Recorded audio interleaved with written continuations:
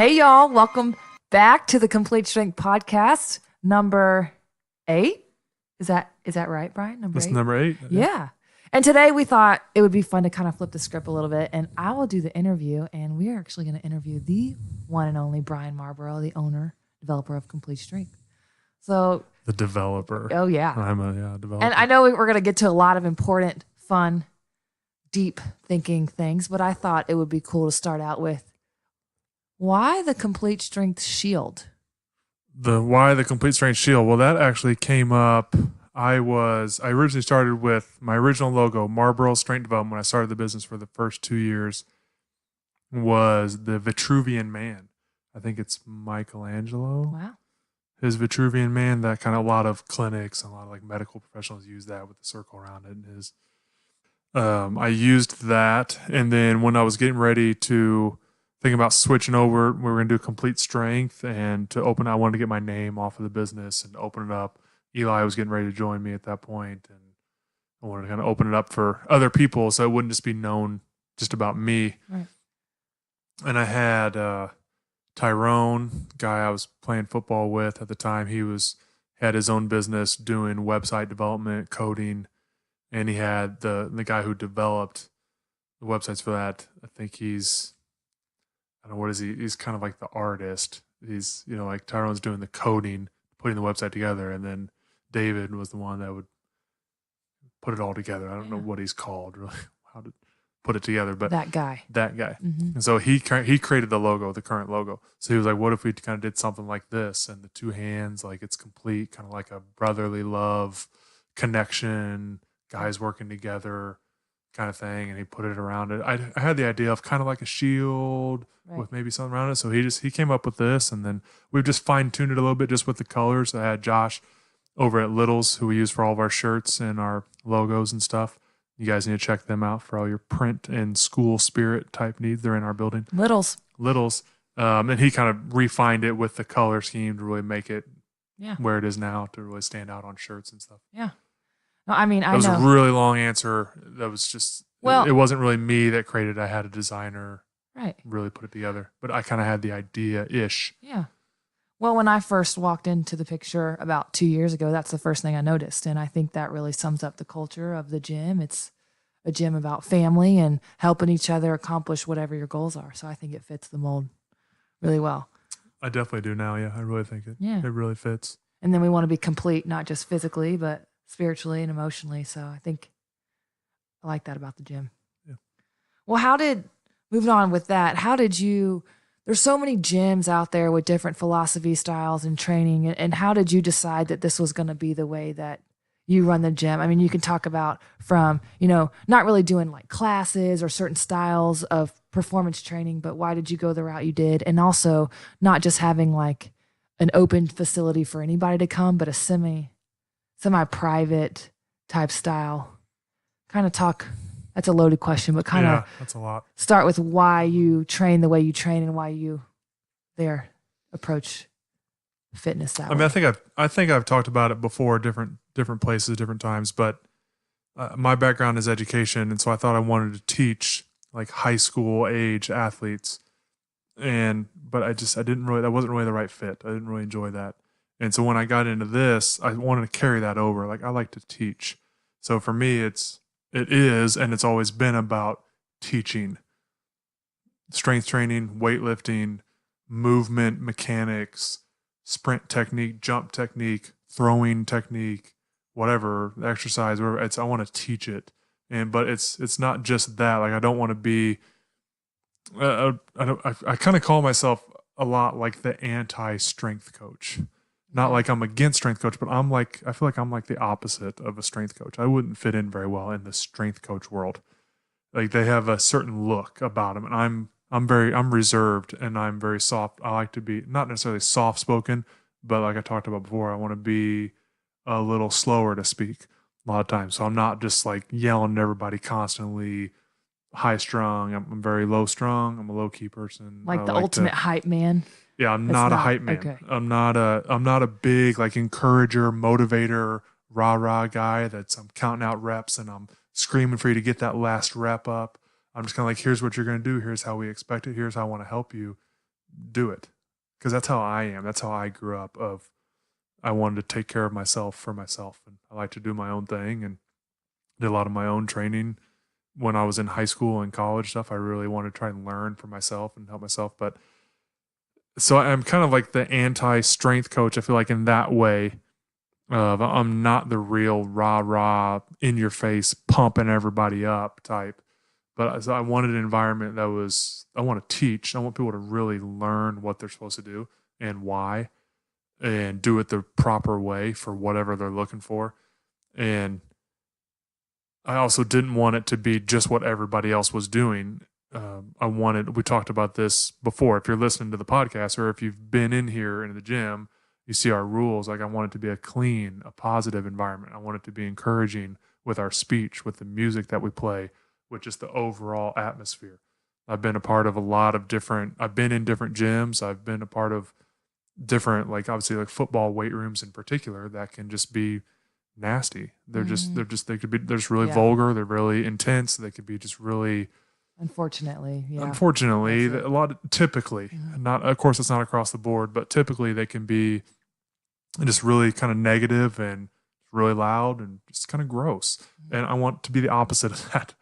I still want it to be a place where, okay, so maybe we sacrifice some of the high intensity, quote unquote, hardcore training aspect for a little cleaner, a little nicer, a little more positive environment. Maybe we sacrifice a little bit of that, but I still think we can do, I still strive, and I envision being able to still do high quality performance training, and with a home feel, like just a real, how to describe, like a real home feel that people, I want this to be their second home or their third home. A lot of people, it's kind of like, I've heard that the gym, whoever said this a few years ago, that the gym should be your third place. Most people have three places that they like to have in life. They have their work, they have their home, and then there's usually some third place.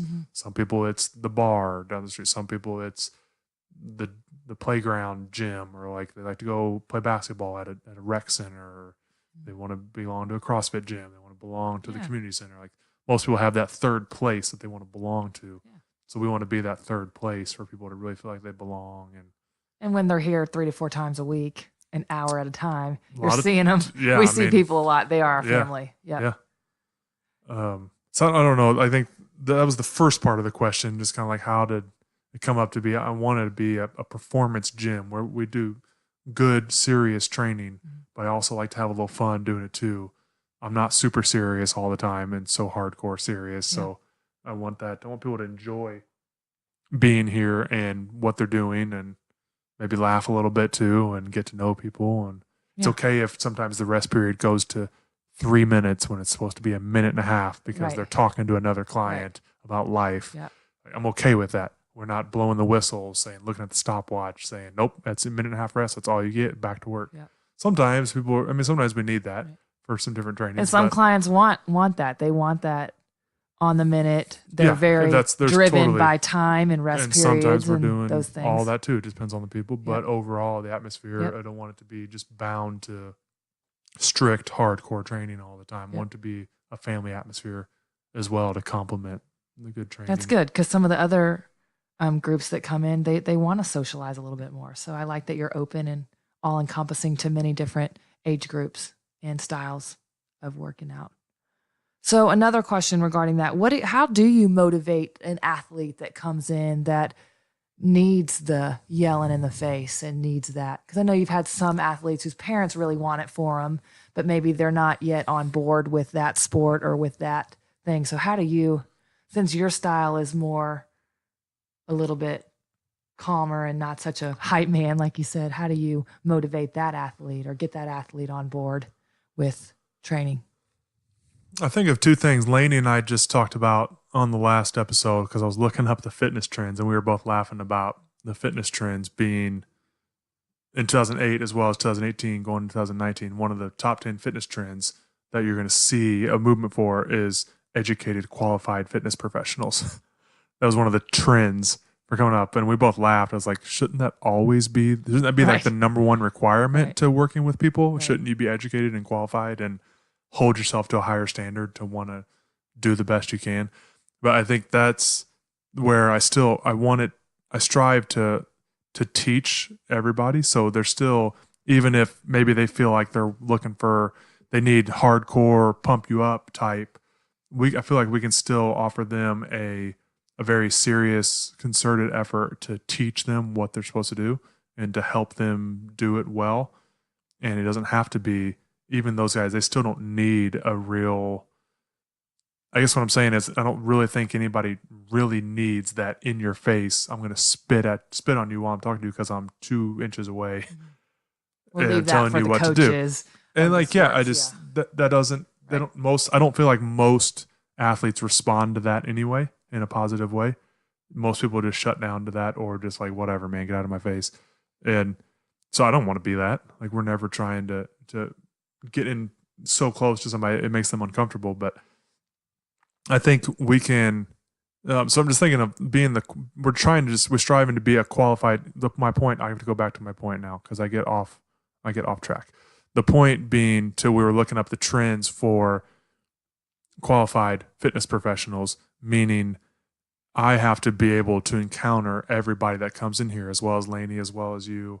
We have to be everybody has a different personality and a different motivation. They're intrinsically or extrinsically motivated, so we have to understand that about them and find those different ways. So some of those people we get our baseball teams that come in, some of the younger guys, I have to be a little louder and I have to be a little more on top of them because they just get rowdy and they just lose control of what they're doing. And then with some of our other ones, with our younger girls and with our older women, with some of our our adult men who are doing more one-on-one training, they don't need you to really get in their face and motivate them. That just, hey man, you're doing great. Yeah, focus on this form here, doing 5 sets of 6. And they could be like, okay, got it. I'm going to go do that. Yeah. And I'll report back after I'm done. But, and then some of the other kids, like I said, like the baseball groups or the younger guys, they need a little more. Right. The inner coach has to come out a little bit. So you just have to, being the qualified professional has to come out to see what do people need, what do they respond to, and that comes throughout years of just working with. I understand 13-year-old girls more than I did obviously 10 years ago, and what kind of their general personalities are like. If they come in day one and I'm yelling at them and I'm all intimidating, because I'm intimidated anyway, because to them I'm huge, and so that they're going to shut down and they're going to be so shy and intimidated they're not going to do anything, and they're not going to be able to get better because they're going to be so reserved and so kind of scared. And so that's just knowing the different types of clients and understanding, getting a feel for them too. I mean, it might take now a couple of times in one of those, say a younger kid, maybe say like an 18, 19-year-old guy, really after a couple times, he might be like, I struggle with a little motivation. Like, can you really get on me? Like, I want to tell me when to go, tell me when to rest, like really get on me and stay on top of me. And then that's where we have to say, yeah, that's what you're looking for. So that's what we're going to provide for you. So we have to kind of step into that role too. Whereas the next person, I'd be like, I'm really kind of a little timid. I'm not quite sure what I'm doing here yet. I'm not sure if I even really like the idea of training. I want to take it slow.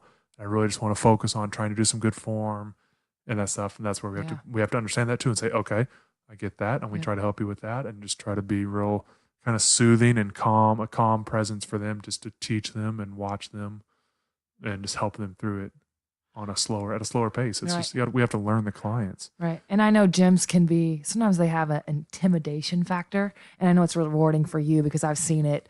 Some young athletes or even some people that haven't worked out in a while come in, and just to see that shell come down and them start to become family and start to grow in confidence. I know that's rewarding beyond just an hour-long workout for you and for me to see, for sure. Yep.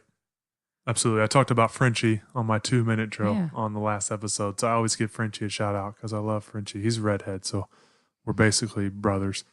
And all redheads. Yeah. We're essentially we're all related pretty much. But he was like that because he was such a small, skinny kid as a freshman in high school and didn't make the soccer team. I talked about that story a little bit. Now he's playing college tennis, and now he's like 6'2", He's still skinny, but he's a tennis player, so that's Yeah, okay. found his But groove. no, it's just seeing him like really. We've got, and then like we talked about our one of our young guys now earlier in an episode about how he's just getting confidence, a baseball player getting confidence playing baseball because he's becoming more confident in the gym, understanding his body more, getting a little stronger, feeling like he's getting stronger. And that all helps him come out of his shell a little bit too, just in here at baseball, at school, getting more confidence. We see some of the older ladies who are real. They tend to be pretty timid when they come in too, because it's kind of like, what is it's a weight room? Like, Can I do who's this? this Yep. guy? Who's Yep. this? Am Okay, I good enough? Yeah. Laney's a 25-year-old former soccer player. She's fit. Like I can't keep up with her. I'm not going to look like her. I'm not going to be strong as Right. her. Sydney's a 6'3" basketball player. And here's Bryan. He's a guy. He doesn't understand. Like you have all those things. I know Yep. the women are coming in and they see the gym. It's kind of like, where are the machines? Where's the stuff I feel like I can do comfortably? Once we get them out of that and they start to kind of buy in and feel like home. That's where they start to come out of their shell too. And Yeah. we really do love that because then they're looking forward to it Yep. to come in and they come in and then they start to see more of their personality. And once they start to Yep. get to know everybody else and they see the other women in the gym, like, oh, well, she's just like me. She's enjoying it. She's working hard. She's having a good time. And that helps them get out of their shell as well. Right. Well, talk a little bit more about that. Other than the Airdyne The bike bike. that we've got, there is not a machine in this place. Talk about why that is and why you decided to do that. I think no, there is a place for some machines in terms of some of like the cable machines and stuff where you can just do different things that are the plate loaded. I mean, that are not plate loaded or free weight. There's a place for that. I didn't really want that mostly because we want the space. I want to keep the open space as much as we can. So I want as few pieces of equipment as possible. So basically we just have the 3 power racks and then we built the one full kind of the rig that they're coming out with now that Eli and his brothers built on the wall. That's kind of those are the main big pieces. Everything else is dumbbells, bars, the benches, medicine balls, stability balls, stuff. But we want to keep that area free. So that's the main thing, is not having a bunch of machines. They take up a bunch of space. And most of them only do like one thing. Like I don't want a hamstring curl machine where you sit on the thing and curl, or you lay on the table and you pull you pull your heels to your butt on that, because it's a big old thing and that's all you do on it. So we want to have the floor space where we can do hundreds of exercises in one space. So we're not limited or bound to just being able to use that machine in that space. That's the main thing. Free weights, I think, give you more value. There's more bang for your buck, as they say, doing free weight exercises as opposed to machines, because you get to move through a full range of motion instead of being limited by the range of motion that the machine gives you. You get to create your own kind of range of motion, Right. as well as learn your body. It's okay to be unstable when you're trying to learn how to squat. That's part of it. You're trying to learn how to stabilize. You're trying to learn how to breathe through your diaphragm and how to brace and how to like pull the bar down tight on your shoulders. If you're just doing the Smith machine, for example, Which is where the what? bar is attached and it just Okay. kind of slides up and down the Okay. track. It's on the track inside the cage and it just slides on there, and all you do is kind of clip it over to hook it. You unclick it. Right. I mean, you flip it over to unhook it, and it just slides on. It's on that track, so you don't have to keep the bar. It prevents you from, if you bend forward too much when you squat, or if you lean back too much. But I want people to learn their body that way. That's how you train. I feel like it's more productive, it's more efficient, and you get the more bang for your buck of actually learning your muscles and training your body to stabilize itself, to balance itself. There's more. You Does get that using help more with muscles and like functional movement? You talk about that a lot. We really specialize, not specialize, but I hear you say functional movement a lot. Is that part of it? I think that's where a lot of that comes from. I don't remember if it was John and I or Lane and I talking about kind of the quote unquote functional movement. It's kind of I think that was one of the fitness trends, or because I was like, what does that mean? Right. Functional movement doesn't just mean just like quality movement that has a purpose. We call it's functional because it's functional for everyday activities. So yeah, I think if you're limited to a machine, it's not termed functional because you're not going to sit down on a machine and move something like that in everyday life. Doing when you're on your feet, doing dumbbell exercises overhead or something, doing like an overhead push press or shoulder press, something that's more functional than sitting on the machine and pushing the stack thing up shoulder, because that is more relative and has more carryover to everyday life, even to the extent of like picking up your grandkids over your head or your kids or whatever. I mean, picking up a bag of whatever and putting it on your shoulder, picking up groceries and loading them up into the truck overhead or whatever it is. It's just that we get that idea of functional training, meaning things should carry over a little more to actual activities that you do throughout life, not just sitting on that one piece of machinery. Yeah.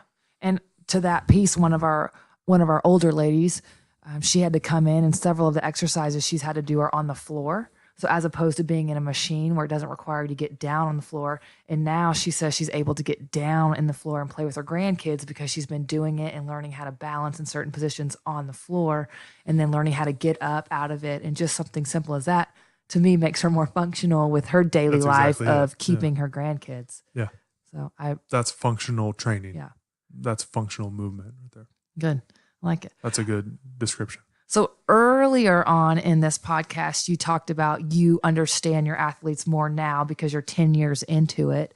So I thought it'd be kind of fun, since you talked about it. What would the Bryan now say to the Bryan 10 years ago about starting your own business, about a gym space, about the management of it all, about the training philosophies and styles? And, you know, you've got trends of fitness coming in and coming out every single day.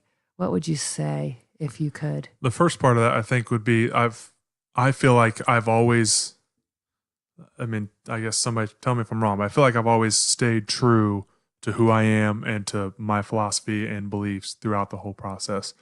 Absolutely. That's one of my, as a wife to a husband, that's one of my favorite qualities about you. I feel like I haven't sold out, as I say. I haven't sold out to just start getting the masses in here. Right. I still want to, I've always held on to, this is what I believe in. This is the philosophies that I want to, and just we've grown more organically that way. But I think as far as, I mean, business-wise, we talked to the college class. We had the college class, like a sports management class that came by here a couple weeks ago and was asking that same question.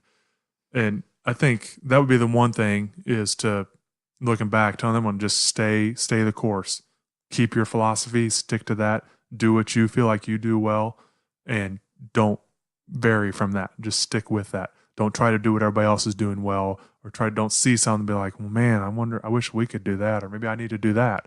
They're being successful at that. Just stay in your lane and continue to do what you feel like you're good at. And on the business side, I mean, a lot of this, what I talked about, the biggest struggle has been, are you a strength coach / teacher, or are you a business owner? Obviously, and for me, the answer is yes. But to both. Yeah, the answer is just yes. It's a double-ended question. The answer is yes. And how to go from one to the other, I've struggled with at times. And do I really invest in this side? And then like, yeah, but I really want to grow the business side. I want to work on my website, and I want to work on some different marketing ideas and branding. I like branding. That's something I really like, that it really interests me a lot. But how do you focus on that? And does that take away from what you want to do here? So I would say the advice, I would say maybe a little earlier on, I wish I would have tried to bring more people along that just wanted to be strength coaches and trainers, and just let them just do the training. Kind of like what we have now with Lainey. I don't ask Lainey to develop our website. Like, that's not an interest of hers. That's not, she's a good coach and she's a good trainer, and that's what she wants to do. Like, that's her focus.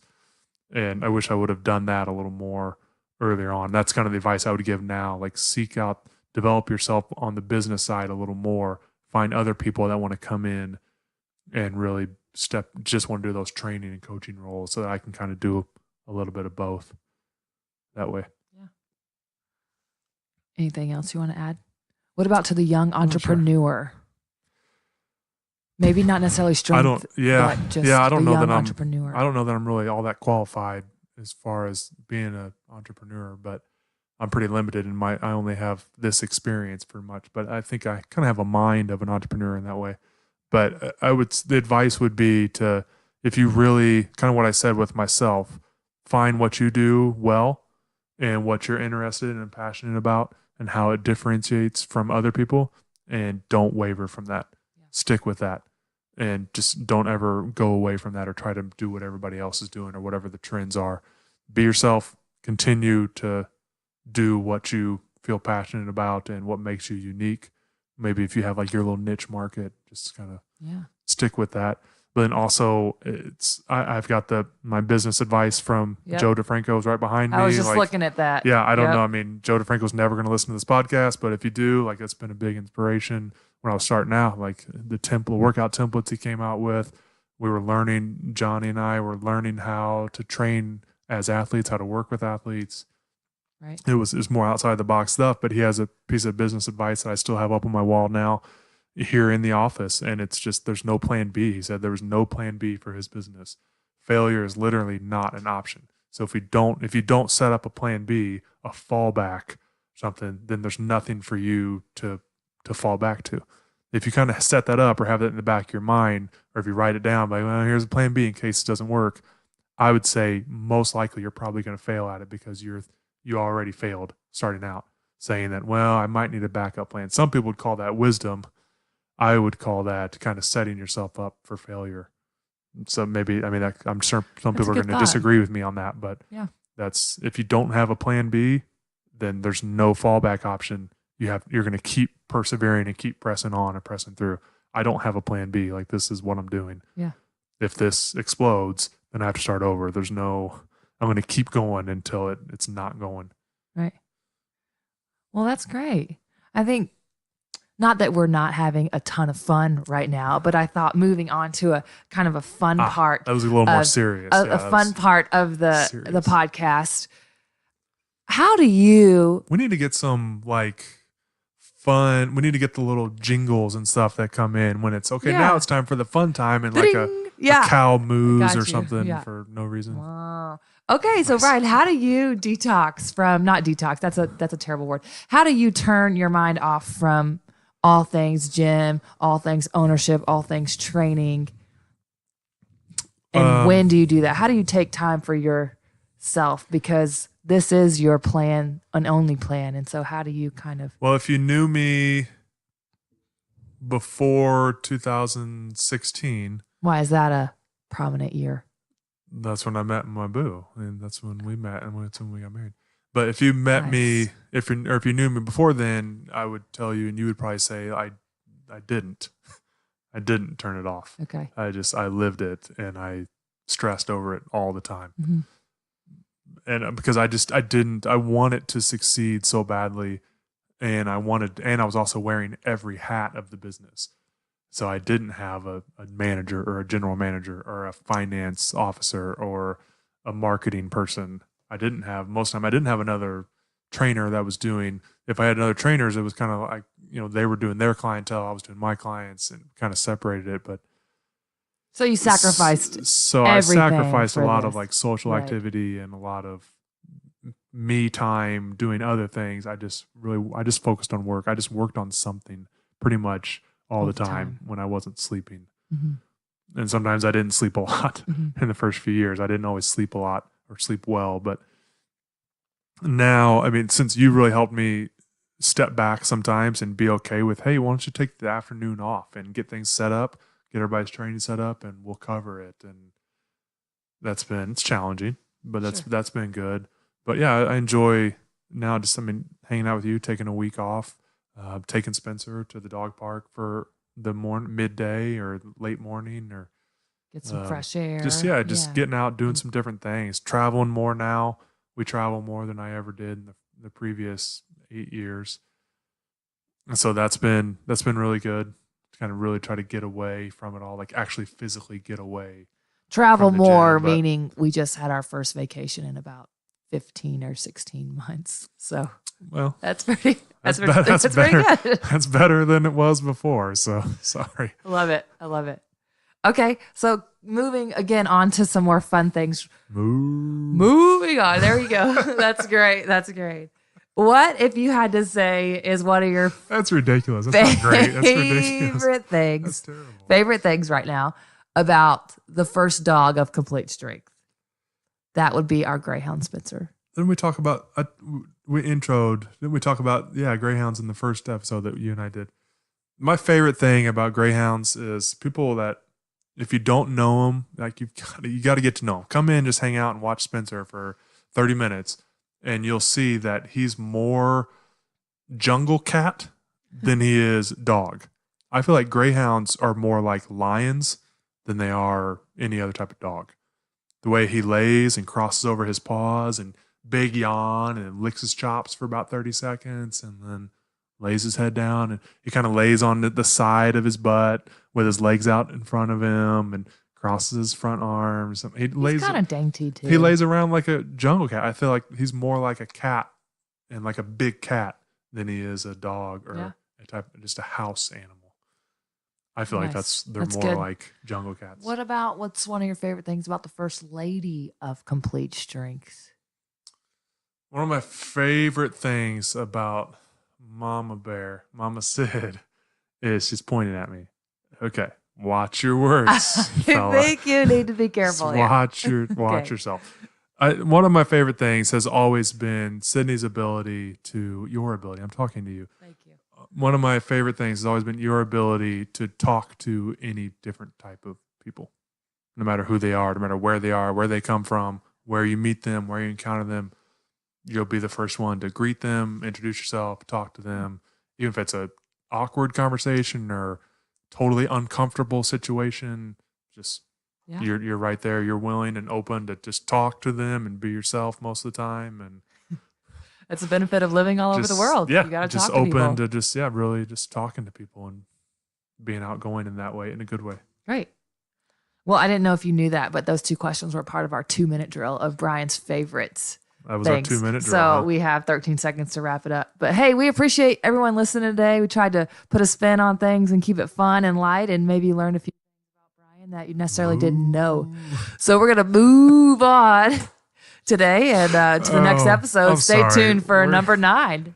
What do you think? We'll take the move. That's not going to become a thing. Okay. I don't think that's